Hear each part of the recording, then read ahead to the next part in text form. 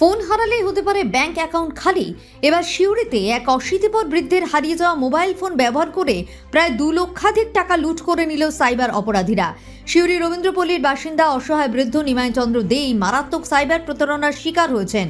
চাঞ্চল্যকর বিষয় হলো ভুক্তভোগী বৃদ্ধ নিজে কখনো ইউপিআই ব্যবহারই করতেন না।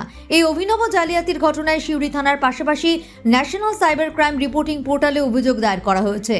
পুলিশ ও পরিবার সূত্রে জানা গিয়েছে, গত 6 জুন সিউড়ির বাসিন্দা নিমাই চন্দ্র দের মোবাইল ফোনটি হঠাৎই হারিয়ে যায়।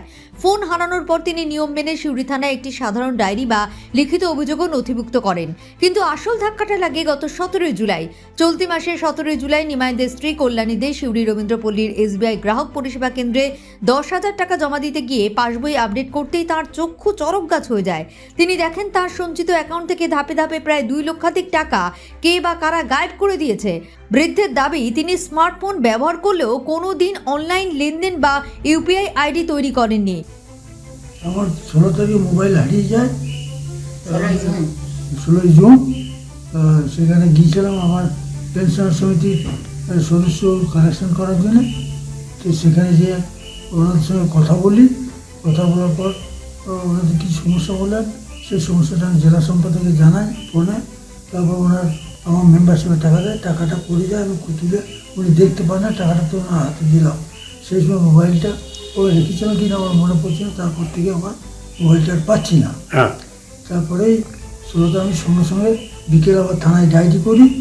থানায় ডায়েরি করার পর আমরা সিমের জন্য দরখাস্ত করি যে সিম পেতে প্রায় 3 দিন দেরি হয়েছিল। 17 তারিখে পাই একটা, 17 তারিখে সেটা বললো যে দিল, সেটা বললো যে চালু হতে আরো লাগবে। না, ওটা টাইম লাগবে, 24 ঘন্টা না 48 ঘন্টা বলে, 24 ঘন্টা না 48 ঘন্টা ওরা বলে টাইম লাগবে, তারপর আপনার কার্যকারিত হবে। তারপর ওখান থেকে যে আবার জিও সিম নেওয়ার জন্য গেলাম। সেখানে ওনারা বললেন আপনার আধার লক করা আছে, আধার লক খুলে আনতে হবে। সে আধার লক মানে আমরা সিম পেতে দেরি হয়ে গেল 2-3 দিন।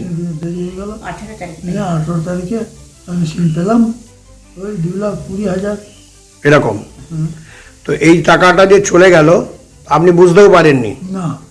আপনি কখনো phone pay, Google pay, UPI এগুলো ব্যবহার করতেন? কিচ্ছু না। আপনার ফোনে ছিল না। তারপরে আপনার টাকা চলে গেল। তো আপনি এখন কি চাইছেন? আমি টাকাটাও চাইছি, ফোনটাও চাইছি।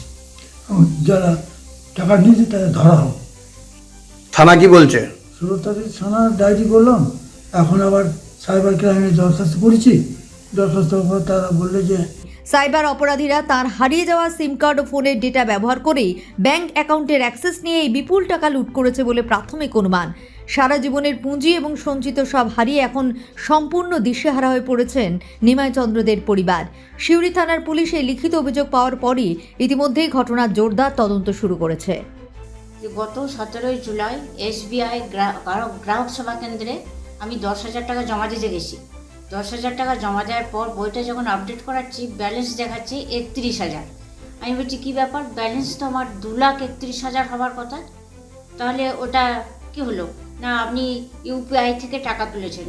আমি বললাম আমরা তো এই তো সবে স্মার্টফোন, তো আমার গত 16 জুন স্মার্টফোনটা হারিয়ে গেছে, এই তো নতুন ফোন, তো উনি তো ইউপিআই আমরা তো ব্যবহার করতে জানিনি না, এবং আপনার মোবাইলে ছিলও না ইউপিআই। আর আমার মোবাইলে ইউপিআই ছিলও না। তাহলে এটা কি করে সম্ভব? না, আপনি কি টাকা তুলেছেন? আমি বললাম না। তা আপনার সমস্ত টাকা তোলা হয়ে গেছে 16, 17, 18, 3 দিনের মধ্যে আপনার সমস্ত টাকা পাওয়া গেছে। আপনার এই আজকে 10,000 টাকা নিয়ে আপনার ব্যালেন্স দেখাচ্ছে 31,000, বাকি টোটাল সমস্ত টাকা তুলে নিয়েছে। গত 16/6/2027 অর্থাৎ 2 মাসে অসাবধানবশত মোবাইলটি সিউড়ি রবীন্দ্রপল্লী এলাকায় পড়ে যায়। এরপর মোবাইলটি আর পাওয়া যায়নি। সিউড়ি থানায় কমপ্লেন করা হয়েছিল, বিষয়টি নিয়ে 16 তারিখেই কমপ্লেন করা হয়। কিন্তু সিম পেতে ওনার 2-3 দিন দেরি হয়ে যায়। এবং যেহেতু উনি বয়স্ক মানুষ, সিনিয়র সিটিজেন, ওনার এই অভিজ্ঞতা ছিল না যে জিডি করার পাশাপাশি সার্ভিস প্রোভাইডারকে বলে সাথে সাথে সিমগুলো লক করার বিষয়টি। 2-3 দিন দেরি হয়ে যায়, তাতে কিছু না। যখন উনি কানেকশানটি আবার পান, পরবর্তী সময় 17/7 আমার শাশুড়ি অর্থাৎ কল্যাণী দেবী সিউড়ি যে রবীন্দ্রপল্লীতে SBI গ্রাহক পরিষেবা কেন্দ্র আছে সেখানে 10,000 টাকা জমা দিতে যান। জমা দিতে গিয়ে তিনি জানতে পান যে ওনার যে অ্যাকাউন্ট, সেই অ্যাকাউন্ট থেকে অর্থাৎ নিমাই চন্দ্র দে এবং কল্যাণীদের যে জয়েন্ট অ্যাকাউন্ট, সেখান থেকে প্রায় 2,20,000 টাকারও বেশি টাকা উইথড্রল করা হয়েছে UPI ID ব্যবহার করে। সবটা ব্যাপার হলো, নিমাইবাবু সাধারণ ফোন ব্যবহার করতেন, কিছুদিন হলো স্মার্টফোন তিনি হাতে নিয়েছেন, কিন্তু ওনার কোনো UPI ID বা UPI কোনো ID তিনি কোনোদিনও জেনারেট করেননি। তাহলে প্রশ্ন হচ্ছে টাকাটা উঠলো কি করে? যেটা প্রাথমিক তদন্তে জানা যাচ্ছে যে শুধু UPI ID থেকে টাকা ওঠেনি, ID স্ক্যানার করে 5,000 টাকা এবং 4,500 টাকা ক্যাশ পর্যন্ত তোলা হয়েছে ওই একই অ্যাকাউন্ট থেকে। একটি বর্ধমান থেকে হয়েছে, একটি সিউড়ির একটি ATM ব্যাংক থেকে ব্যবহার করা হয়েছে, তার মোটামুটি প্রাথমিকভাবে বোঝা যাচ্ছে। তো এরপরে বিষয়টি সিউড়ি থানায় উন্নতির দ্বারস্থ হয়েছেন এবং ক্রাইম, অর্থাৎ যেটা ন্যাশনাল সাইবার ক্রাইম রিপোর্টিং যে পোর্টাল আছে সেখানে তারা আবেদনও করেছেন। কিন্তু সিউড়ি থানার পুলিশ ইতিমধ্যেই তদন্ত প্রক্রিয়া শুরু করেছেন এবং রিপোর্ট তারা দাঁড় করেছেন এবং খুব একটা নির্দিষ্ট কেস করে এটা নিয়ে তদন্ত হবে বলে জানিয়েছেন। আমার বক্তব্য হচ্ছে যে এই যে টাকাগুলো যেভাবে উঠে গেল, কিভাবে উঠলো, এনার কিন্তু কোনো UPI ID বা UPI কোনো অ্যাপ ছিল না।